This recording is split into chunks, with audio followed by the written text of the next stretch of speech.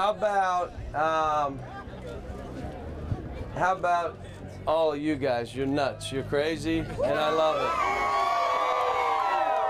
Got my wife here, and I want to tell you that not only they have, as we put a tape together, we're showing the recruits some of the stuff at my first press conference, and they look at me and they say, "What happened to you? You were young back then."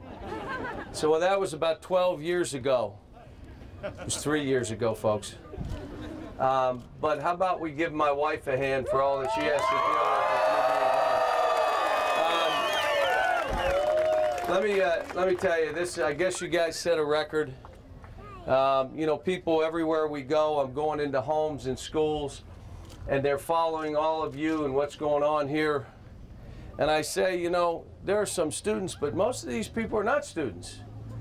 These are fans that just want to get in and get an opportunity to see the team and be a part of this when it's hard to get tickets and it's hard to be a part of it, and they all want to be a part of it. They said, no, they're not a whole lot of students. No. How many of you are from Eastern Kentucky? How many from Western? Just a few. Oh. Well, I can just tell you that we're excited about what's happening. Just a couple things. You know what we just lived through, that national title? When you start talking about, you know, but when you start talking about, you understand now, when I said this would be a players first program and we're going to do everything to coach them, I'm not so sure anymore I'm in the coaching business as much I'm in the business of helping families. That's what it feels like. And you know what? It feels really good, to be honest with you. And I would tell you that when you look at that team we had, the kid that took the 5th most shots was the #1 pick in the draft. How does that happen? The player that took the 4th most shots on our team was the 2nd pick of the draft. And a player who started the year before, we had a pretty good team. We went to a Final Four. We won the SEC tournament. We were pretty good. He led us, Darius Miller, and decided it was okay to be the 6th starter. He went from, and again, even him, he went from a player that wouldn't have been drafted to a draftable player, going from a starter to the 6th man. And I'll tell you that it shows that if you're your brother's keeper and you're playing more for your team than yourself, and I'm going into every home, the hardest thing is you work first of all for yourself, to prepare yourself, to get yourself stronger, to make yourself mentally more ready to play. You work for yourself that way, but the rest of it is you're playing for your teammates. You're not playing for yourself, you're playing for the teammates. And then you learn to play together where you sacrifice for each other. That's when special things happen for each individual and for the team. And it was a great lesson. Now this team we have here, you won't believe this, we're going to be young.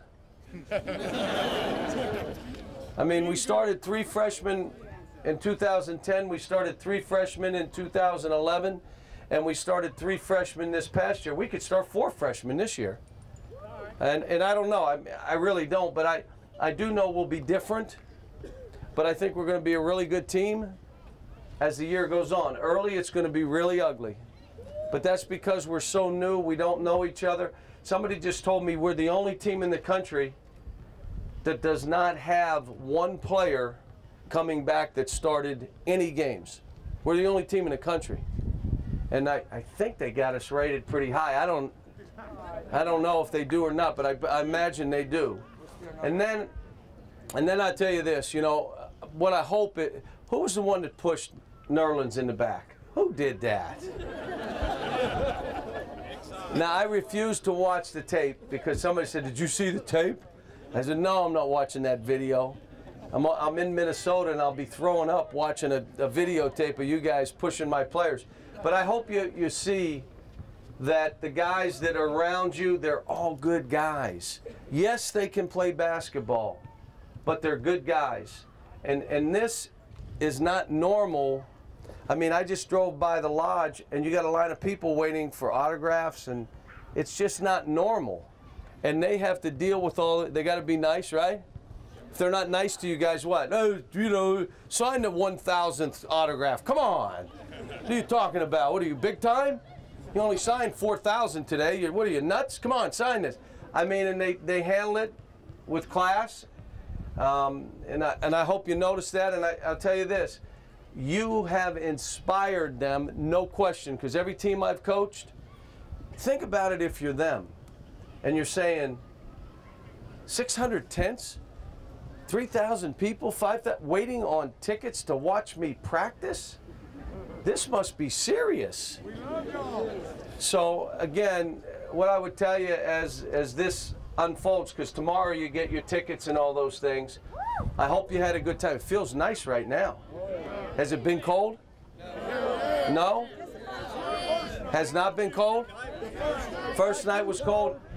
Well, let me tell you, I stayed out here one night my first year. My ears were frozen, and I went home about 3 in the morning. It was I slipped out. I'll say, they think I'm in here anyway. I'm going home. It was cold, so, you know, I hope everybody had a good time. Tomorrow you get it. I tell you to be safe. Know that, you know, I think the other thing for you all here, it's neat how you respect each other and how you treat each other, because you know you're all one. We're all in this together. We're all about this program, the Commonwealth's team. You're from all over the state, and you're having an opportunity to see some pretty good people.